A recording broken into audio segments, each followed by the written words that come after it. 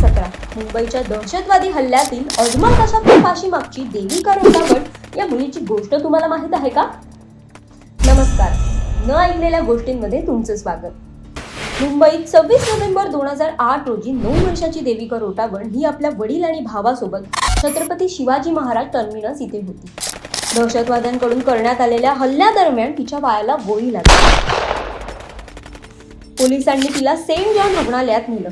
तिथे तिच्यावर 2 महिन्यात 6 शस्त्रक्रिया झाल्या आणि जवळपास 6 महिने ती अंथरुणाला खिळलेली होती. जेव्हा या हल्ल्याची कोर्टात साक्षीदारी सुरू झाली तेव्हा शेकडो साक्षीदारांकडून आरोपी ओळखण्यामध्ये अपयश येत होतं. परंतु चिमुकली देविका रोटावट ही एकमेव साक्षीदार होती जिने कसाबला बरोबर ओळखले आणि या एकमेव आणि महत्त्वाच्या साक्षीवरून अजमल कसाबला फाशीची शिक्षा ठोठावण्यात आली. अशाच आणखी न ऐकलेल्या गोष्टी जाणून घेण्यासाठी सबस्क्राईब करा आणि फॉलो करा.